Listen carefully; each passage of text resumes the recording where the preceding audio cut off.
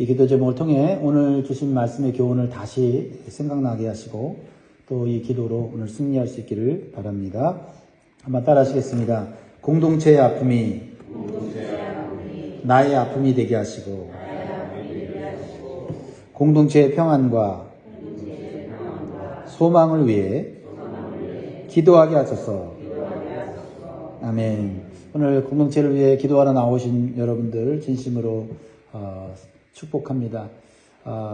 우리가 피곤하지만 힘들지만 우리가 또 공동체로 나와서 기도해야 될 이유는 공동체를 통해서 주시는 하나님의 은혜와 축복이 있기 때문입니다. 그래서 사명을 가지고 나오는 줄 믿습니다. 우리 서로를 위해서 축복하면 좋겠습니다. 당신의 기도가 나를 살립니다. 우리 인사하겠습니다.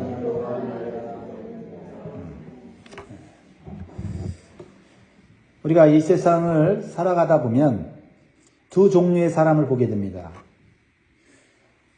다른 사람의 고통을 공감하면서 나의 고통으로 느끼는 사람이 있고요. 또는 내가 받는 고통이 아니면 상관없어 하면서 다른 사람의 고통에 대해서 무관심한 사람이 있습니다. 예수님을 믿는 성도는 다른 사람의 고통을 공감할 수 있는 사람이고 공감하는 사람이 되어가야 합니다.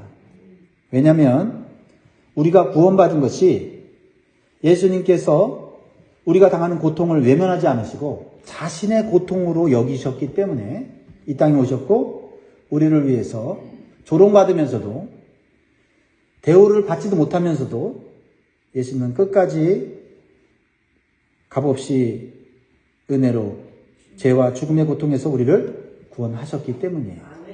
그러니까 예수 믿는 사람이 된다는 것은 계속해서 예수님을 닮아가는 것이고 예수님을 닮아간다고 하면 고통에 대해서도 다른 사람의 고통이 이제 내 고통이 되어져 가는, 가정의 고통이 내 고통이 되고 교회의 고통이 내 고통이 되고 세상의 고통이 내 고통이 되어서 예수님처럼 그들을 위해 중보하고 그들을 위해서 희생하는 그런 삶으로 나아가는 것, 그것이 바로 예수 믿는 것이다. 예수 믿고 내 고통이 사라지고 예수 믿고 복받고 예수 믿고 평안하게 사는 내 중심의 삶이라고 한다면 그것은 예수 믿는 것이 아니라 그것은 종교 생활을 하는 것이다 라는 거죠. 눈물의 선지자 예레미야는 나라 공동체의 멸망과 고통을 보면서 눈물이 강물이 될 정도로 아파하면서 중보기도를 하고 있어요. 그것이 이제 1장, 2장에서 우리가 배웠고 이제 3장으로 이제 보게 되는데, 그런데 이 예레미야 선지자의 기도의 태도가 바뀌는 것을 보게 돼요. 어떻게 바뀌어요? 제3자의 입장에서 기도를 해줬어요. 근데 이제 자기 자신을 위한 기도를 하고 있어요. 그 자기 자신을 위한 기도가 자기 자신을 위한 기도가 아니라 유다 공동체를 위한 기도였다는 거죠.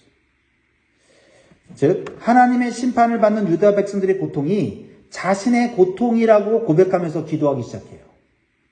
지금까지 제3자의 입장에서 기도했다면 이제부터는 내가 죄로 인해서 심판받는 자의 입장에서 기도하고 있다는 거죠. 이런 기도의 변화가 일어날 때 거기에 하나님의 긍휼이 나타나요. 1절을 보면 여호와의 분노의 매로 말미암아 고난당하는 자는 나로다 라고 말하고 있어요. 지금 누가 분노의 매를 맞고 있어요? 유다 백성들이에요. 유다의 지도자들입니다. 하나님께 분노의 매를 맞고 있는 자들은 그들이에요. 하나님께서 예레미야 선지자를 통해서 그들의 죄악을 여러 차례 경고하셨습니다. 그리고 예레미야 선지자를 이 지도자들과 백성들이 조롱하고 핍박하고 괴롭혔어요. 그러면서 그들은 회개치 않고 거짓 선지자들이 말하는 가짜 평안을 믿고 하나님 말씀을 무시하고 자기 뜻대로 자신의 생각대로 결정하고 결국 하나님께 불순종했습니다. 그래서 하나님의 분노의 매를 맞아요. 하나님의 분노의 매를 맞아서 그렇게 자랑하던 예루살렘의 영광과 번영이 무너지게 된 겁니다. 그래서 빛나던 삶이 이제는 어둠과 고통의 삶으로 변한 거예요. 그렇다면 예레미야 선지자 입장에서는 어떨까요? 자신이 전한 하나님 말씀을 듣지 않아서 고통을 당하는 그들을 보면서 한편으로는 속이 시원할 수 있어요. 왜냐하면 유다의 지도자가 백성들이 예레미야가 전한 말씀을 무시하고 하나님만 무시한 게 아니라 이 예레미야도 조롱하고 감옥에 집어넣고 죽이려고 했잖아요. 근데 하나님 말씀 순종하지 않은 그대로 하나님의 심판을 받아서 저렇게 고통당하고 있어요. 그러니까 예레미야 입장에서는 자기가 전한 말씀이 옳은 것이고 증명이 된 거예요. 그래서 우리가 보통 사람들이 갖는 마음들이 있죠. 내 말대로 안 해서 너 그렇게 된 거야. 그러면서 쌤통이다. 이런 애들 그런 얘기. 쌤통이다. 내 말대로 안 하더니 잘 됐다. 거봐 내 말대로 해야지. 예레미야는 그런 마음 갖지 않았다는 거예요. 그런 마음 가진 사람은 그 사람도 똑같이 죄인이에요. 오히려 유다 백성들이 당하는 고통을 자신의 고통으로 여기는 마음을 갖고 하나님의 긍휼하심을 얻도록 간절히 눈물로 기도하고 있는 거예요. 이 예레미야의 마음이 바로 예수님의 마음이에요. 우리는 이런 마음을 가질 수 있도록 기도해야 됩니다. 비록 내 말대로 안 들어서 어떤 사람이 잘 안 됐다 하더라도 그 사람이 안 됐으면 그 안 된 것을 인해서 같이 슬퍼하고 고통해 줄 수 있는 마음이 바로 예레미야의 마음이고 주님의 마음이다 이 말이에요. 그래서 예레미야는요, 유다 백성이 당하는 심판과 고통을 이제는 나의 고통으로 여겨요. 나의 고통. 사실 아니거든요. 하나님이 예레미야 심판하는 거 아니에요. 예레미야는요, 누구보다 의롭고 하나님 말씀 순종하는 선지자예요. 그런데 예레미야는 하나님 말씀에 불순종해서 고통받는 유다 백성들을 보면서 그게 나다. 이렇게 기도가 바뀌었다는 거예요. 그 기도가 바뀌면서 소망의 빛이 비춰지더라 이 말이죠. 절망적이고 긍휼이 없는 하나님의 심판이 임하는 그 진동 속에서 소망의 빛이 비춰지더라 이 말이에요. 공동체의 죄가, 공동체의 고통이 나다, 내 거다 하는 순간에 하나님의 긍휼의 은총이 내리더라 이 말이죠. 보세요. 그래서 하나님의 성품을 역설적으로 말하면서 하나님의 은혜와 긍휼을 정말로 간절하게 간구하고 있어요. 2절 보세요. 나를 이끌어 어둠 안에서 걸어가게 하시고 빛 안에서 걸어가지 못하게 하셨으며. 누가 그러겠다는 거예요? 하나님이 빛 가운데 걸어가지 못하게 하고 어둠 속에 지금 걸어가게 하셨다. 근데 하나님 어떤 분이세요? 하나님 빛이시잖아요. 하나님 빛이시기 때문에 하나님은 어둠 속에 있는 자를 빛으로 인도하는 분이지 빛 속에 있는 자들을 거꾸로 어둠 속에 들어가셔야 하는 분은 아니에요. 그런데 지금 예레미야는 거꾸로 얘기하고 있어요. 하나님은 지금 나를, 즉 유다를 어둠 속에서 들어가게 하셨다라고 고백하고 있다는 거죠. 무엇을 말하는 걸까요? 이것은 하나님께서 그들을 어둠 속에 들어가게 하신 것이 아니라 죄를 회개치 않는 유다 백성들이 스스로 어둠 속에 들어간 거예요. 빛 대신 하나님을 거부하고 불순종하고 들어간 겁니다. 그래서 어둠 속에 고통당하고 있는 거예요. 하나님의 성품을 기억하면서 예레미야는 역설적으로 호소하는 거예요. 하나님, 우리가 어둠 속에 있어요. 하나님 우리를 어둠 속에 놓잖아요. 하나님 빛이신데 하면서 하나님 빛이신 하나님, 우리 잘못했으니까 다시 어둠 속에 빛으로 인도해 주십시오라고 기도하고 있다라는 거예요. 그런 기도를 하기 위해서 어떻게 해요? 유다 백성을 제3자로 두고 있는 것이 아니라 비록 내가 유다 백성들보다는 깨끗하고 의로운 사람이라고 인정받을 수는 있지만 하나님 앞에서는 똑같은 죄인이고 나는 유다 백성과 똑같이 심판받고 있는 자입니다 하고 하면서 기도하지 못하는. 왜요? 유다 백성들은 어둠 속에 있어서 자기들이 죄를 인정하지도 않고 고통스러우니까 부르짖지 기도하지 않아요. 근데 예레미야가 대신 나는 유다 백성입니다 라고 고백하면서 이 고통 속에서 어둠 속에서 구원하실 분은 하나님이시다라고 대신 기도하고 있는 거예요. 그래서 3절에 보면 또 이렇게 얘기하죠. 종일토록 손을 들어 자주자주 나를 치시는거다. 예레미야를 치신다는 하나님이. 그것도 계속해서 치신다는 거죠. 유다 백성의 고통을 내 고통으로 여기고 그렇게 하나님께 고백하는 거예요. 하나님 너무 아파요. 괴로워요. 힘들어요. 좀 전에 말씀드렸지만 하나님 예레미야를 때리고 계시진 않아요. 그런데 하나님께서 자신을 계속해서 치신다고 고백하는 것은 하나님의 심판을 받는 공동체의 아픔과 고통에 동참하고 있는 모습을 보여주고 있는 거예요. 그러면서 다른 사람의 고통을 나의 고통으로 여기는 예레미야의 고백이 계속 나오죠. 4절 보세요. 나의 살과 가죽을 쇠하게 하시며 나의 뼈들을 꺾으시고 고통과 수고를 쌓아 나를 애우셨으며 나를 어둠 속에 살게 하시기를 죽은 지 오랜 자 같게 하셨도다. 뭘 하나님 앞에 호소하고 싶은 거예요? 하나님은요, 오히려 죽은 자를 살리시는 생명의 하나님이세요. 근데 지금 내가 지금 죽은 자같이 됐다는 거예요. 하나님이 심판하셨고 버렸고 하나님께서 나를 지금 계속해서 때리시고 지금 긍휼을 베풀지 않아요. 그러니까 하나님은 죽은 자를 살리시는 생명의 하나님 아닙니까? 그러면서 이렇게 어둠 속에서 죽은 자와 같이 있는 것은 우리가 하나님께 거역한 죄 때문입니다. 그렇습니다, 여러분. 죄는 사망을 가져와요. 이러한 예레미야의 고백은 생명을 주시는 하나님이신 것을 믿음으로 지금 고통 속에서 포기하지 않고 선포하는 거예요. 그리고 유다 백성들이 자신들이 겪고 있는 비참한 상황 속에 절망하지 말고 생명의 하나님을 바라보도록 노래로 만들어서, 기도로 만들어서 지금 선포하고 있는 거예요. 비난하면서 너희들 회개치 않으니까 이렇게 삶이 멸망했잖아 하면서 그 자세가 아니에요. 나도 같이 멸망당하고 있는 입장에서 우리 이런 기도해야 된다 라고 말하는 거죠. 그리고 하나님은 성도의 모든 기도를 들어주시는 분이에요. 그런데 기도가 막힐 때가 있죠. 그런데 그것은 하나님께 문제가 있는 것이 아니라 기도하는 사람에게 문제가 있기 때문에 기도가 막힌 거죠. 스스로 기도를 막은 건데 하나님이 기도를 들어주지 않는다고 얘기를 하는 거죠. 8절 보세요. 내가 부르짖어 도움을 구하나 내 기도를 물리치시며 다듬은 돌을 쌓아 내 길들을 막으사 내 길들을 굳게 하셨도다. 하나님은 환난난에 부르짖는 성도의 기도를 외면하지 않고 도와준다고 분명히 약속하셨습니다. 그런데 아무리 기도해도 기도의 응답이 없고 가야 할 길들이 다 막히고 길들이 굳게 되었다는 것입니다. 그리고 이렇게 하신 것이 하나님이라고 예레미야는 얘기하고 있어요. 하나님이 이렇게 하셨다면, 기도 응답을 언제나 들으신 하나님이 기도를 막으셨다면 이유가 있겠지. 하나님께 문제가 있는 게 아니라 바로 우리들에게 문제가 있습니다 라고 얘기하고 있는 거예요. 나의 기도가 잘못됐다는 거죠.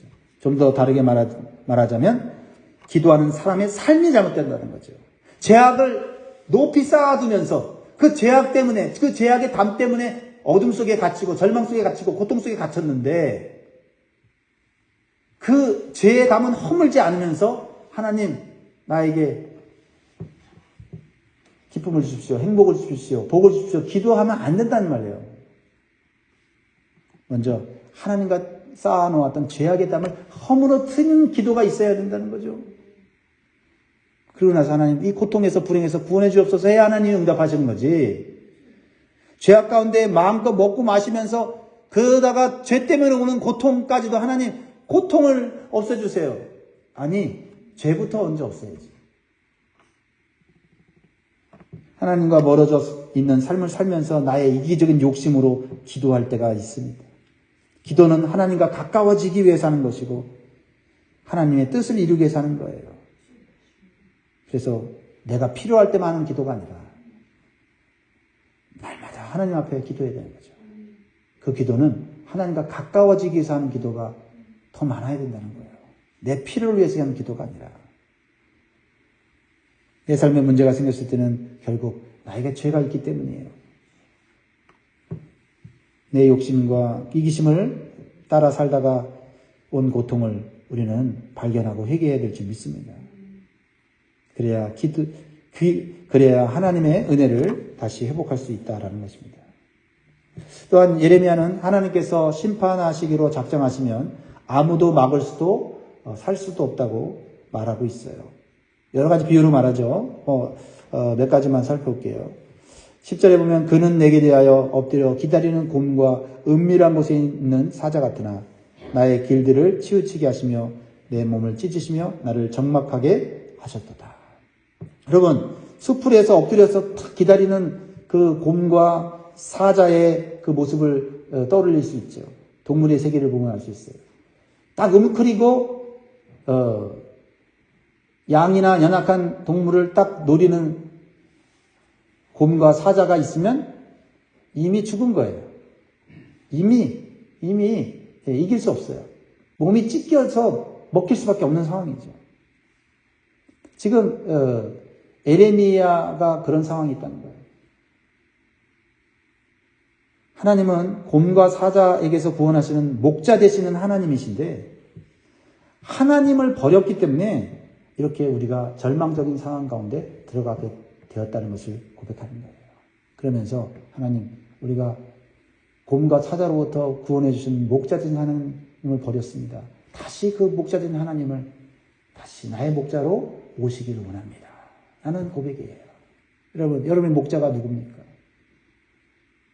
예수님이시고 하나님이신 줄 믿습니다. 지금 내가 목자로 삼고 사는 것이 무엇인가 생각해 봐야 돼요. 또한 더 충격적인 얘기를 하죠. 12절 13절 보세요. 활을 당겨 나를 화살의 관역으로 삼으시며 화살통의 화살들로 내 허리를 맞추셨도다. 화살은 전쟁터에서 적을 향해서 쏘는 겁니다. 그런데 하나님이 나를 관역 삼아서 화살을 쏘았다라는 거예요. 하나님에 대해서 이렇게까지 표현을 해요. 물론 이것은 비유입니다. 여러분, 하나님께서는 우리의 원수를 향하여 화살을 쏘시는 분이세요.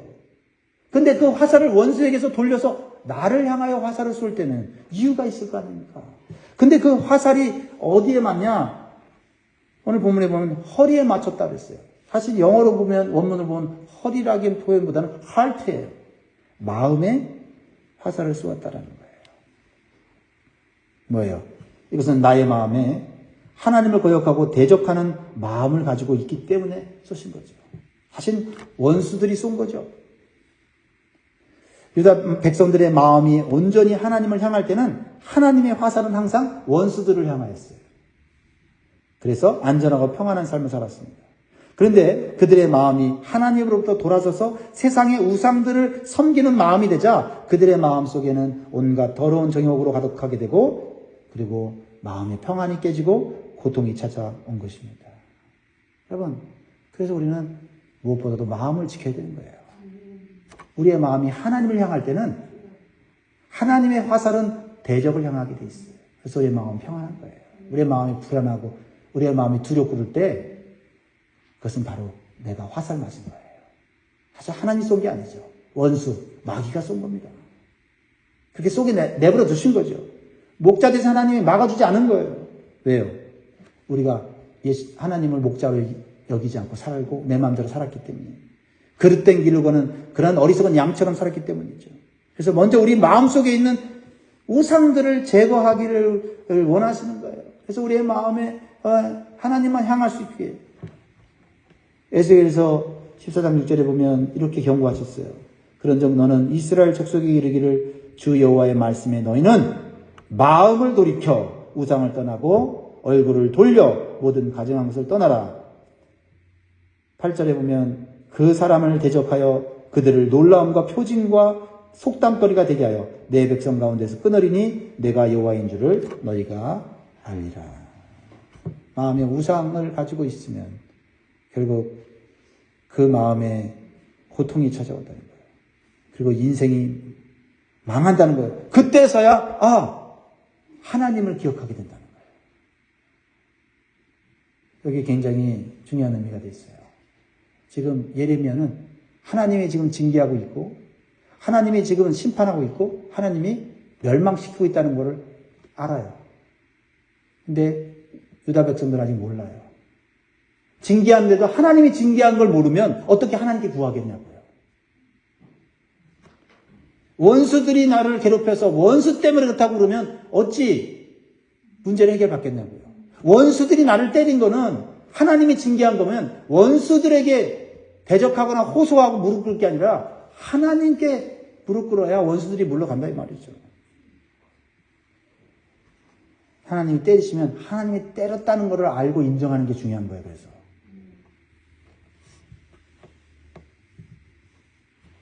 하나님의 화살이 나를 대적하지 않고 원수들을 대적하도록 하기 위해서는 다른 사람이 아니에요. 내 마음을 먼저 깨끗하고 정결하게 할 수 있어야 돼요. 그래야 하나님의 화살이 나한테 왔었구나라는 걸 알고 다른 사람들과의 관계도 회복할 수 있어요. 우리의 마음에 다시 평안이 찾아올 수 있고 하나님께서 내 기도에 다시 응답하는 역사가 일어납니다. 17절 보세요. 주께서 내 심령이 평강에서 멀리 떠나게 하시니 내가 복을 내어 버렸으니. 하나님 주시는 축복이, 가장 큰 축복이 평강이에요. 이 평강의 복을 잃어버리면 아무리 많은 부와 권세를 얻는다 해도 그 인생은 지옥과 같은 번민과 고통 속에서 살게 되는 거예요. 그래서 예레미야는 사람이 마음의 평강을 잃으면 모든 소망이 사라진다는 것을 고백하고 있어요. 거꾸로 또 얘기하는 거죠. 18절에 보면 스스로 이루기를, 마지막 절 같이 읽겠습니다. 시작. 스스로 이루기를 나의 힘과 여호와께 대한 내 소망이 끊어졌다 하였도다. 뭐예요? 하나님에 대한 소망이 있어야 내가 사는데 그것이 어디서부터 온다고? 마음의 평강으로부터 오는데 이 마음의 평강을 내가 깨트렸으니, 스스로 죄악으로 깨트렸으니 어찌 소망이 있겠는가? 다시 말하면 내 소망을 하나님께 두어야 한다. 사람에게 두지 않고. 사랑하는 성도 여러분, 말씀 맺겠습니다. 어디에 소망을 두고 사십니까? 오직 하나님께만 두어야 할 것입니다.